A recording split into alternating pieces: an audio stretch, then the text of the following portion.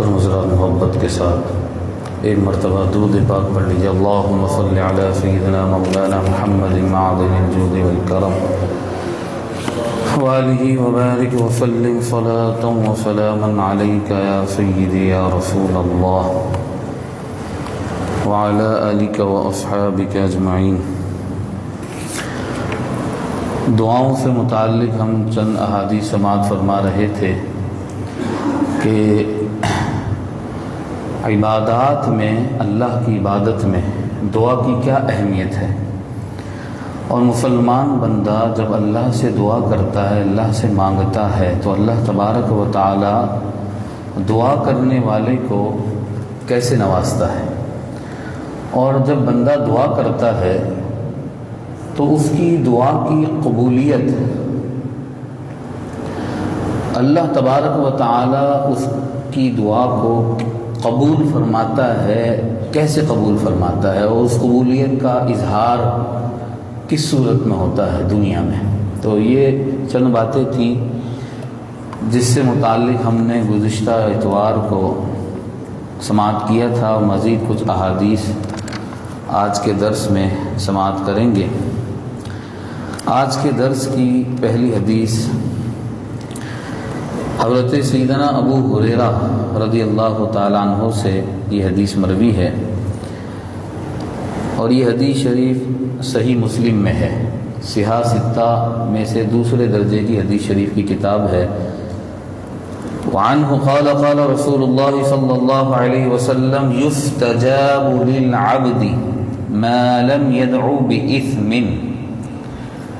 حضرت ابو ہریرہ رضی اللہ تعالی عنہ کہتے ہیں کہ حضور نبی کریم رؤوف الرحیم علیہ افضل الصلاۃ والتسلیم نے ارشاد فرمایا، بندے کی دعا قبول ہوتی ہے، بندے کی دعا قبول ہوتی ہے جب تک وہ گناہ کی دعا نہ مانگے۔ گناہ کی دعا نہ مانگے یعنی کوئی ایسی دعا نہ مانگے کہ جس میں وہ اللہ سے کسی ناجائز و حرام کام کرنے کے لیے عرض کر رہا ہے۔ مثلا نعوذ باللہ کوئی شخص اس طرح دعا کرے، اے اللہ مجھے شراب پینا نصیب کر دے۔ اب یہ تو شراب پینا تو حرام ہے، مطلب ناجائز و حرام چیز کی دعا تو ظاہر قبول ہونی نہیں ہے، اور کرنا بھی گناہ ہے۔ بلکہ ایسی چیز کی بھی دعا کرنا منع ہے جو بظاہر ناممکن ہو۔ ابھی آگے عرض کروں گا۔ تو حضور نے ارشاد فرمایا، بندے کی دعا قبول ہوتی ہے جب تک کہ وہ ناجائز دعا نہ مانگے۔ دوسری چیز ارشاد فرمائی، او قطیعۃ رحم، بندے کی دعا قبول ہوتی ہے جب تک گناہ کی دعا نہ کرے یا قطع رحمی کی دعا نہ کرے۔ بندہ یہ دعا نہ کرے کہ اے اللہ میرا تعلق رشتہ فلاں مسلمان بھائی سے ختم کر دے۔ اس کو کہتے ہیں تعلق توڑنا، میرے باپ سے تعلق ختم کر دے، میرے چچا سے، تایا سے، ایکس وائی زیڈ کوئی بھی رشتہ دار ہو، یہاں تک کہ اس کا مسلمان بھائی کیوں نہ ہو۔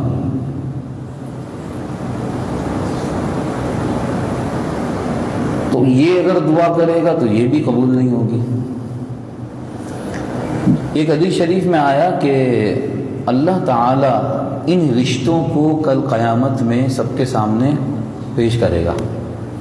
ماں باپ کا رشتہ ہے، بہن بھائیوں کا رشتہ ہے، یا رشتہ داروں میں جو بھی رشتہ داریاں ہیں، یا مسلمان بھائیوں کے آپس کا جو تعلق ہے، یہ سارے رشتے اللہ کی بارگاہ میں پیش ہوں گے۔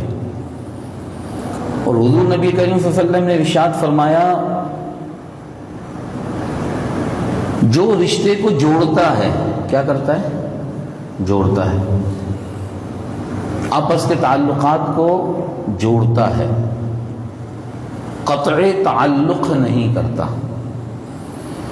تو یہ رشتہ کل اللہ کی بارگاہ میں اس کی سفارش کرے گا اور اس کے بارے میں کہے گا اے اللہ یہ بندہ دنیا میں مجھے جوڑتا تھا اور دوسرا جس نے رشتہ توڑا یا توڑنے کی کوشش کی یا توڑنے میں مدد کی. اور یہ کب اور کیسے ہوتا ہے؟ یہ ہوتا ہے چغل خوریوں سے. اور چغل خور جنت میں نہیں جائے گا. چغل خوری کیا ہے؟ ادھر کی ادھر لگانا اور ادھر کی ادھر لگانا. آپ کو پتہ ہے وہ آپ کے بارے میں کیا کہہ رہا تھا؟ اس کو بھر دیا، اس نے بھر دیا، فل بالکل بھر دیا. اور ادھر آ کے کہتا ہے تمہیں پتہ ہے وہ کیا کہہ رہا تھا؟ اب دونوں کو بھر دیا اس نے. اس کو کیا کہتے ہیں؟ نمیمہ. عربی زبان میں کہتے ہیں چغل خوری. تو جو یہ کام کرتا ہے تو حضور نے ارشاد فرمایا، حدیث کا مفہوم ہے کہ وہ رشتہ اور تعلق اللہ سے کہے گا اے اللہ اس نے مجھے کاٹا تھا، اس نے مجھے کاٹا تھا، اس نے توڑا تھا، اے اللہ تو بھی اس کو کاٹ. اب بتائیے اس کا حال کیا ہوگا قیامت کے دن؟ اس کا حال کیا ہوگا؟ تو حضور نے ارشاد فرمایا جب تک کہ وہ گناہ کی دعا نہیں کرے یا قطع تعلق، قطع رحم کی دعا نہ کرے. نمبر 3 ما لم یستعجل،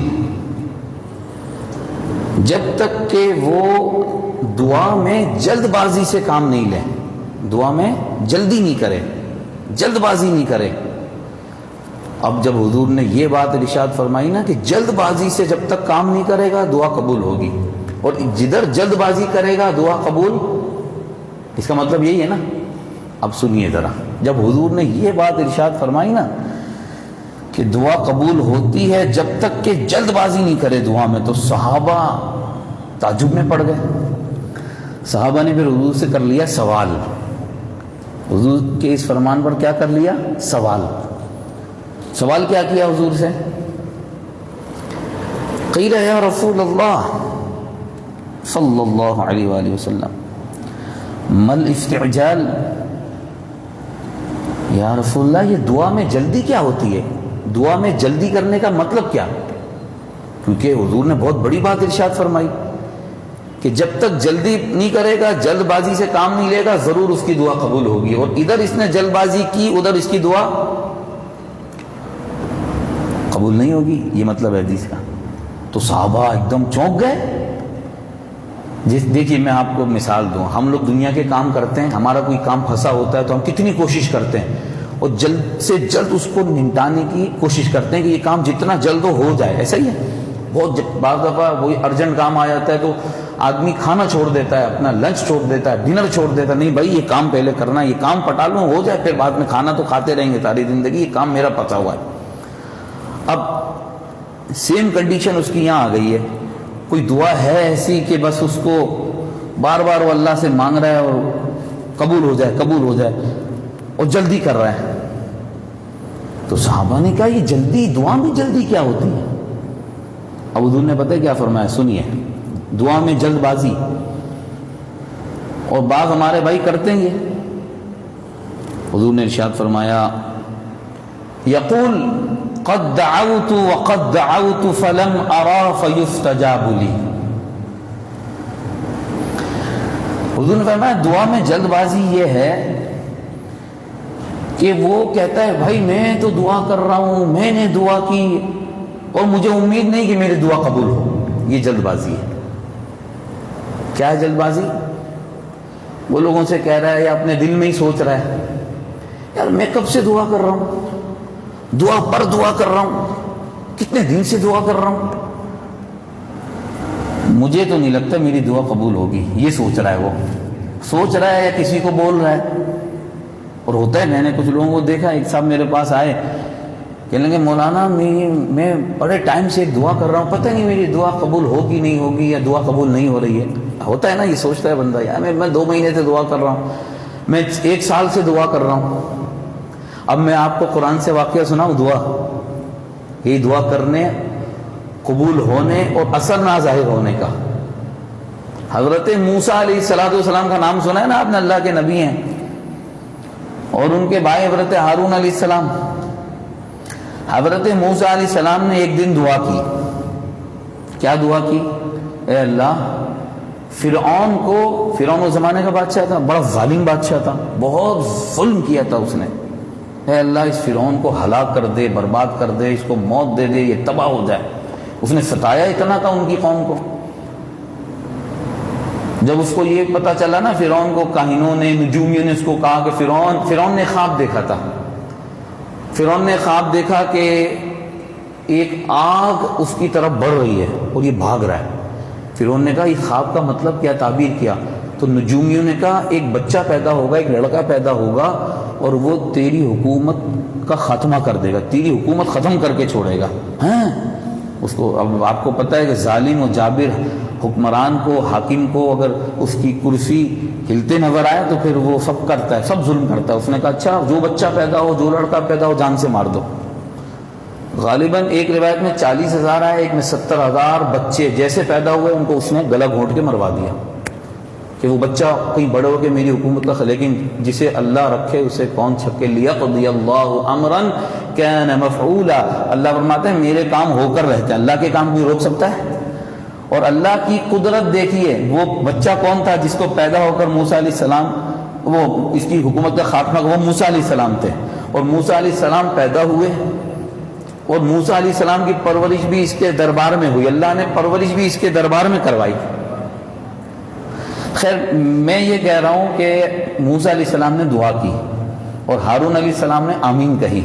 قرآن فرماتا ہے قال قد اجیبت دعوتکما، اللہ فرماتا ہے اے موسیٰ اور ہارون، ہم نے تم دونوں کی دعا قبول کر لی۔ یعنی کیا مطلب؟ کہ تم نے جو دعا کی ہے فرعون کی ہلاکت کی، یہ ہلاک ہو کر رہے گا۔ اب میں اس ضمن میں، دعا کے ضمن میں آپ کو نقطہ بتا رہا ہوں، پوائنٹ بتا رہا ہوں۔ دعا کس نے کی تھی؟ موسیٰ علیہ السلام نے۔ آمین کس نے کہی تھی؟ ہارون علیہ السلام نے۔ ٹھیک ہے، اب آپ توجہ رکھیے گا میری طرف۔ ارے بھائی دعا تو صرف حضرت موسیٰ نے کی تھی، ہارون علیہ السلام نے دعا کی نہیں تھی، ہارون علیہ السلام نے تو صرف آمین کہی تھی۔ اور آمین کا مطلب کیا ہے؟ قبول فرما۔ آمین کا کیا مطلب ہے؟ اے اللہ قبول فرما۔ دعا کرنے والے ایک ہیں، سنگل پرسن، کون؟ موسیٰ علیہ السلام۔ اور اللہ کیا فرما رہا ہے؟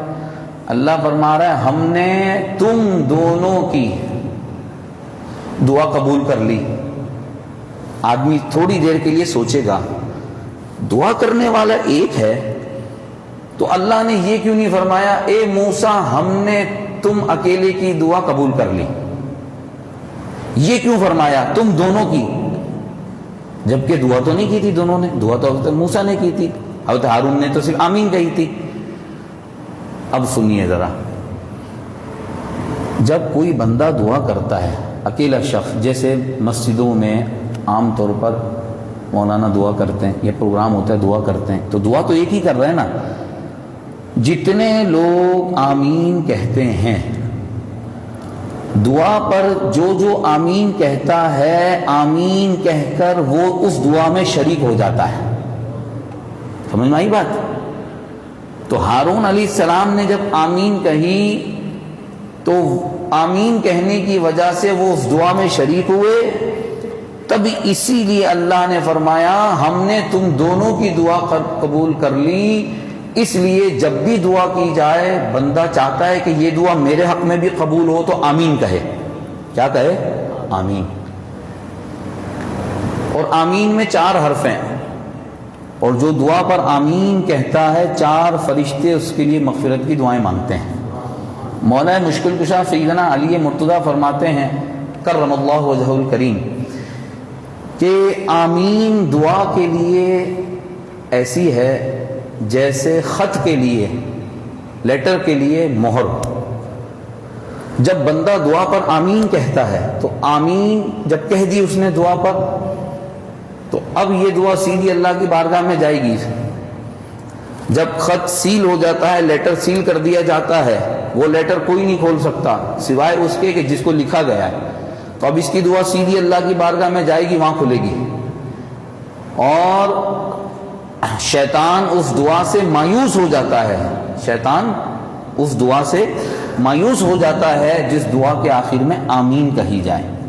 تو محترم حضرات، بات میں یہ عرض کر رہا تھا کہ حضرت موسیٰ علیہ السلام نے کی دعا اور اللہ نے دعا کی قبولیت کا سرٹیفکیٹ دے دیا. موسیٰ تمہاری دعا قبول ہو چکی ہے، بتا دیا موسیٰ ہو گئی ہے تمہاری دعا قبول، اب آپ آئیے.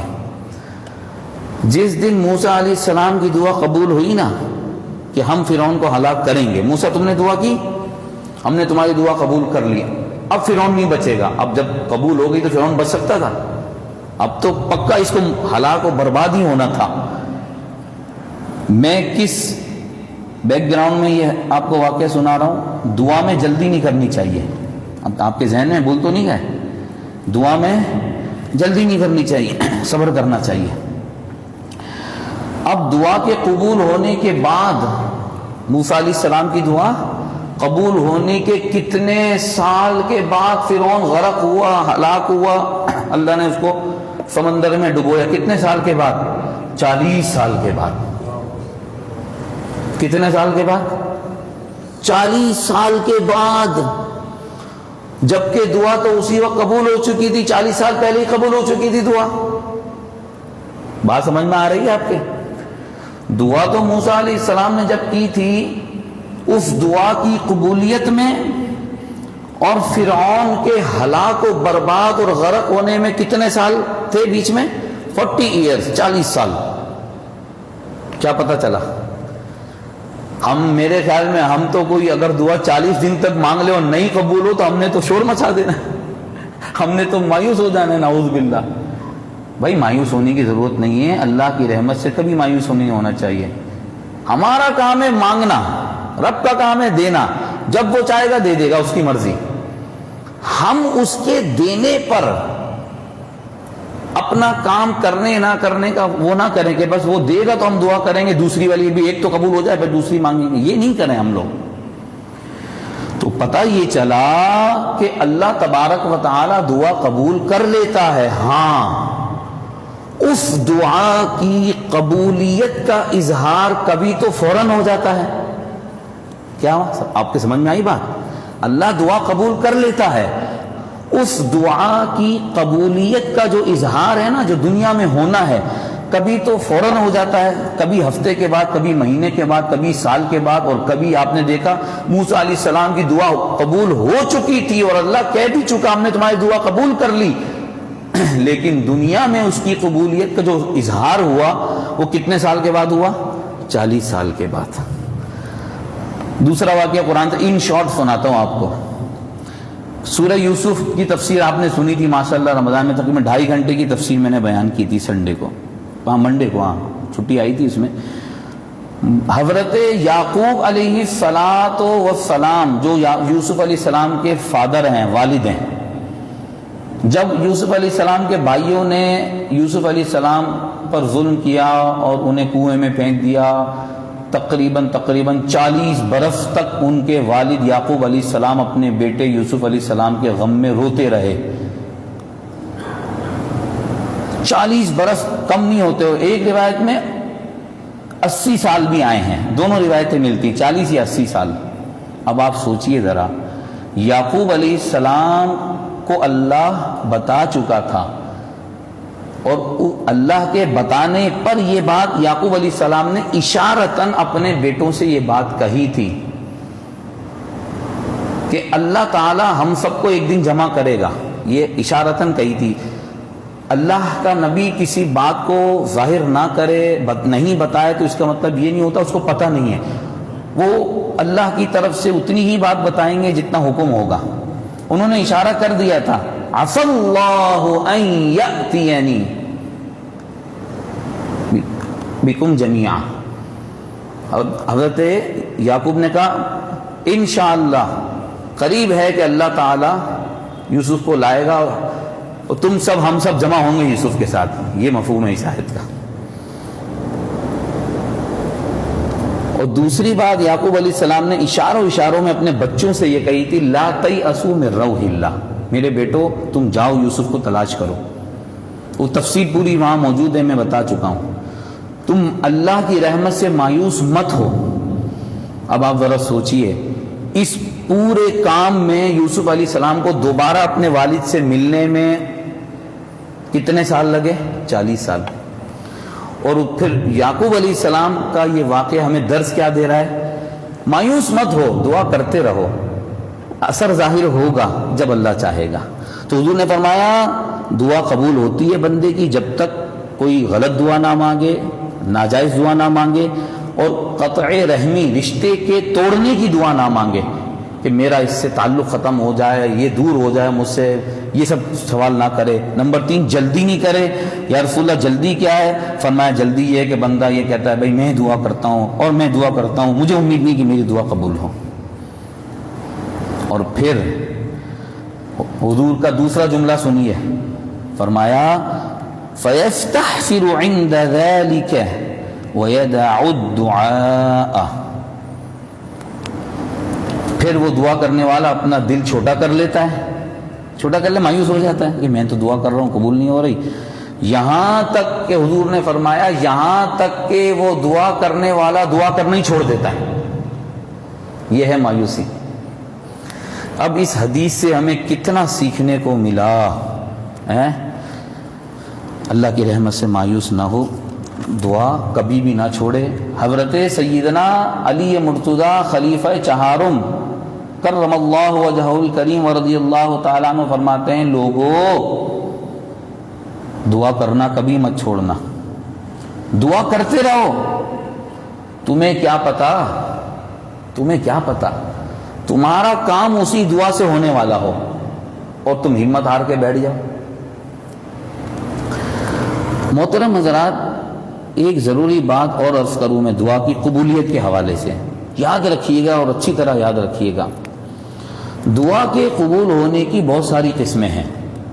دعا کے قبول ہونے کی کچھ قسمیں ہیں. نمبر 1، دعا کے قبول ہونے کی ایک تو آسان سی نشانی تو یہی ہے کہ جو بندہ مانگ رہا ہے وہ فوراً مل جائے. ادھر دعا کی اور بس اس کا کام ہو جائے. ایک تو یہ تو بڑی آسان سی بات ہے، سمپل سی بات ہے، یہ تو آپ سمجھتے ہی ہیں. کبھی ایسا ہوتا ہے کہ بندہ کوئی چیز اللہ سے مانگتا ہے، بندہ اللہ سے کوئی سوال کرتا ہے، اے اللہ یہ میرا کام ہے، یہ میری آرزو ہے، تمنا ہے، خواہش ہے، یہ کر دے.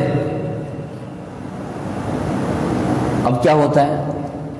وہ جو چیز مانگتا ہے نا، وہ اللہ سے، جس چیز کے بارے میں اللہ سے دعا کرتا ہے وہ تو اسے نہیں ملتا، لیکن اللہ تعالیٰ اس کی دعا کی برکت سے کوئی بلا جو اس پر آنے والی ہوتی ہے، اس کو نہیں پتا، کوئی بلا آنے والی ہوتی ہے، کوئی آفت آنے والی ہوتی ہے، نعوذ باللہ، کوئی مصیبت آنے والی ہوتی ہے، یا اللہ نہ کرے کوئی ایسی بیماری آنے والی ہوتی ہے جس سے یہ ہلاک ہو سکتا تھا، یہ بہت اس کی صحت برباد ہوگا. اللہ تعالیٰ اس کی دعا کی برکت سے اس آفت کو، بلا کو، مصیبت کو ٹال دیتا ہے، اور اس کو کہتے ہیں دعا کا قبول ہونا.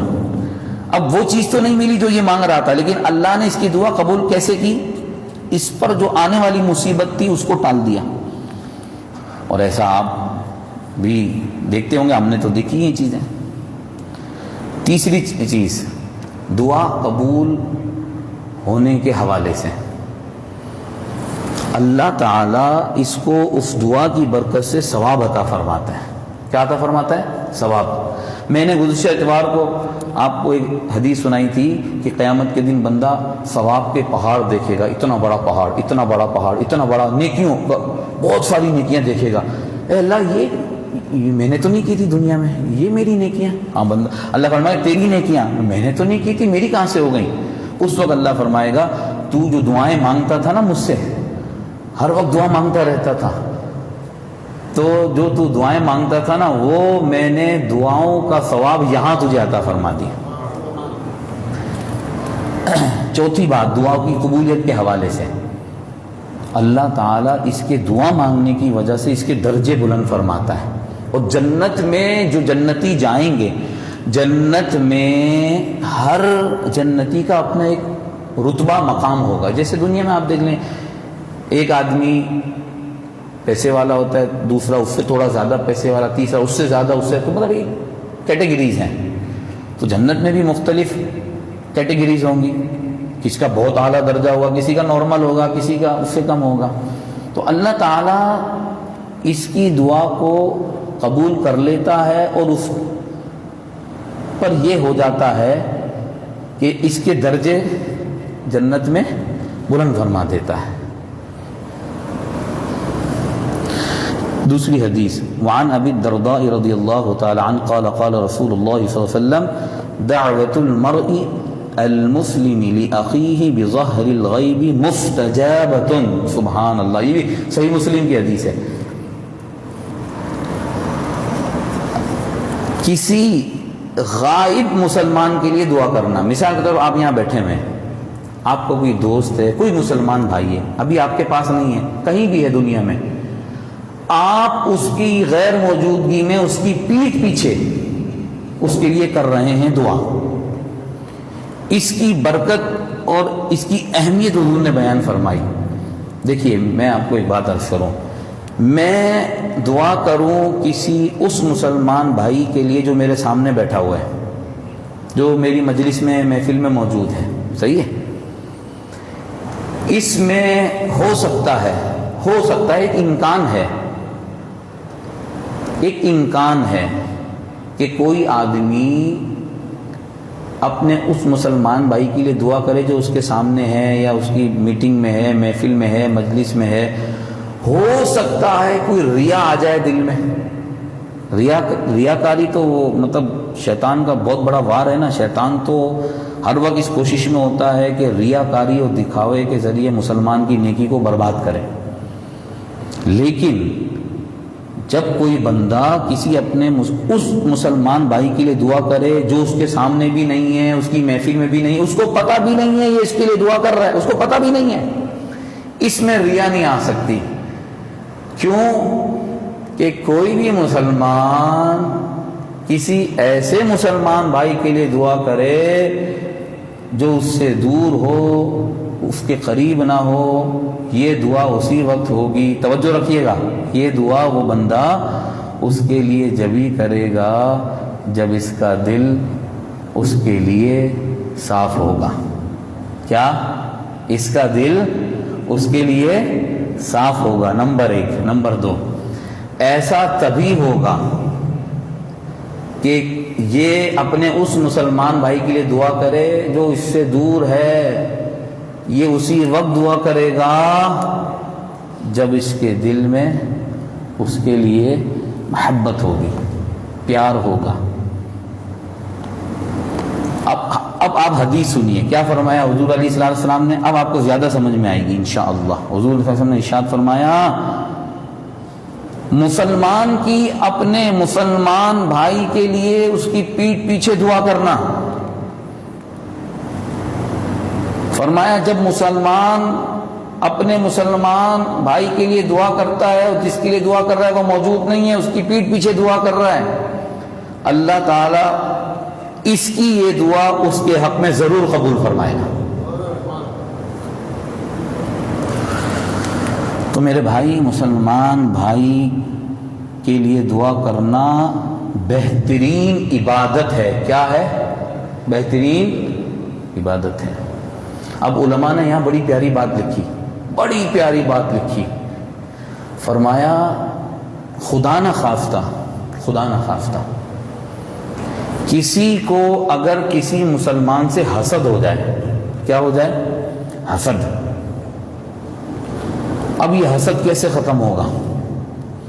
فرمایا اب یہ حسد ایسے ختم ہوگا کہ جس چیز پر اس کو حسد ہو رہا ہے یہ اللہ سے دعا کرے, اے اللہ یہ چیز اس کو اور عطا فرما.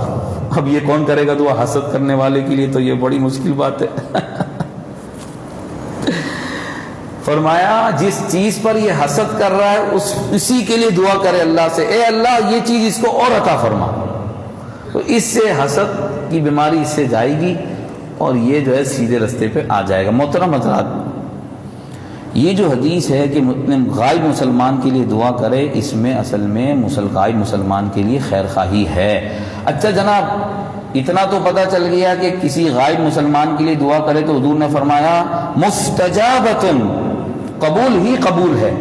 اب دوسرا فائدہ سن لیجئے، غائب مسلمان کے لیے دعا کرنے کا دوسرا فائدہ، فرمایا عند رأسہ ملک مؤکل، جب کوئی مسلمان اپنے غائب مسلمان بھائی کے لیے دعا کرتا ہے تو ایک فرشتہ اس کے سر کے پاس آ کر بیٹھ جاتا ہے۔ کیا؟ ایک فرشتہ اس دعا کرنے والے کے سر کے پاس کا مطلب بالکل مل کے بیٹھ جاتا ہے، قریب ہو کے بیٹھ جاتا ہے۔ سر کا مطلب یہ نہیں کہ یہاں کھڑا ہو جاتا ہے، یعنی حضور یہ ارشاد فرمانا چاہ رہے ہیں کہ وہ فرشتہ اس کے پاس آ کے اس سے جڑ جاتا ہے، بہت قریب ہو کے بیٹھ جاتا ہے، اتنا قریب ہو جاتا ہے کہ جیسے بندہ جڑ کے بیٹھ جائے۔ اب ایک بات اور سن لیں، یہ جو فرشتہ آ کر بیٹھتا ہے نا، یہ کوئی وہ فرشتے نہیں جو 24 گھنٹے ہمارے ساتھ ہوتے ہیں، جسے ہم کرامن کاتبین کہتے ہیں، جسے رائٹ والا نیکی لکھتا ہے، لیفٹ والا گناہ لکھتا ہے۔ یہ فرشتے نہیں، ایک الگ سے فرشتہ، وہ اسی کام کے لیے اللہ نے بنایا ہے کہ جب کوئی مسلمان اپنے غائب مسلمان بھائی کے لیے دعا کرے تو وہ فوراً اس کے پاس جا کر بیٹھ جائے۔ وہ فرشتہ آ کر بیٹھتا ہے۔ کیوں بیٹھتا ہے؟ کیا کام کرنے آتا ہے؟ فرمایا کلما دعا لأخیہ بخیر قال الملک المؤکل به آمین ولک بمثل، فرمایا جب وہ اپنے بھائی کے لیے دعائے خیر کرتا ہے تو وہ مقرر فرشتہ اس کے پاس آ کر بیٹھ کر کہتا ہے اے بندے تو نے جو دعا کی ہے اس کے حق میں اللہ اس کے حق میں قبول فرمائے، اور یہ جو دعا تو نے اس کے لیے کی ہے اللہ تیرے حق میں بھی قبول فرمائے۔ اب جب فرشتہ آمین کہے گا تو سوچیے اس دعا میں کتنی برکت ہوگی۔ اللہ اکبر۔ تو محترم حضرات، اگر آپ چاہتے ہیں کسی فرشتے کی دعا لینا، آپ چاہتے ہیں؟ کون نہیں چاہتا؟ ہر آدمی چاہتا ہے مجھے فرشتے کی دعا مل جائے۔ تو آپ اپنی عادت بنا لیں کہ دوسروں کو دعا دیا کریں، دوسروں کو دعا دیا کریں تو فرشتے آپ کے لیے دعا کرتے ہیں۔ یہی وجہ ہے کہ بزرگان دین علماء کو آپ دیکھیں گے، جب کوئی ان سے کہتا ہے نا کہ آپ ہمارے لیے دعا کریں تو وہ سب سے پہلے کیا کرتے ہیں، جو دعا کے لیے گزارش کرتا ہے اس کے لیے پہلے دعا کرتے ہیں، پھر کہتے ہیں اللہ ہمارے حق میں بھی قبول فرمائے۔ انشاءاللہ آنے والے اتوار کو ہم دعاؤں سے متعلق اور بھی بڑی پیاری احادیث آ رہی ہیں، وہ ہم سنیں گے۔ اللہ تعالیٰ سے دعا ہے کہ اللہ پاک ہمارا سننا سنانا قبول فرمائے۔ ایک مرتبہ درود پاک پڑھیں، اس کے بعد انشاءاللہ دعا ہوگی۔ اللہم صلی علی سیدنا مولانا محمد معدن الجود والکرم وآلہ وبارک وسلم صلاۃ وسلام علیک یا سیدی یا رسول اللہ وعلی آلہ وصحبہ اجمعین۔ رب الجلال، ہم گناہ گار عاجز و ناتواں بندے تیری بارگاہ میں دعا کرتے ہیں، عرض کرتے ہیں ہمارے گناہوں کو معاف فرما دے، ہم سے جو کوتاہیاں غلطیاں ہو گئی ہیں اے اللہ ان سب کو معاف فرما دے۔ رب ذوالجلال، ہم نے جو دعائیں کی ہیں اپنے حق میں، مسلمانوں کے حق میں، اپنے رشتہ داروں کے حق میں، اے اللہ ان تمام دعاؤں کو قبول و منظور فرما لے، اور ہم سب کی روحانی جسمانی بیماریاں، مشکلات اور پریشانیوں کو دور فرما دے، ہماری ہمارے والدین کی سارے مرحوم محرومات کی مغفرت فرما دے۔ آقا کریم صلی اللہ تعالی علیہ وسلم کی یہ فرامین، یہ احادیث جس میں ہدایت ہے، رحمت ہے، اللہ حضور علیہ السلام کی احادیث کریمہ کے ایک ایک حرف کی برکت سے ہم پر دونوں جہاں میں نزل رحمت فرما دے، اپنی نظر رحمت سے ہمارا اس دنیا میں بھی جینا، قبر کی بھی زندگی میں اور آخرت کی زندگی میں بھی آسانیاں پیدا فرما دے۔ ہم تمام صحیح العقیدہ سنی بھائیوں کے درمیان دائمی محبت و الفت عطا فرما دے، ہمارے عقیدہ، ایمان اور اعمال، مال و منال، عزت و آبرو کی حفاظت فرما۔ ہم تمام مسلمین اور مسلمات کی نیک و جائز دعاؤں، نیک مرادوں، نیک حاجات کو قبول و منظور فرما۔ جو مانگا عطا فرما، جو نہیں مانگ سکے، جو ہمارے حق میں بہتر ہے رب کریم وہ سب کچھ ہمیں عطا فرما دے۔ آمین بجاہ سید المرسلین صلی اللہ تعالی علیہ وآلہ وسلم۔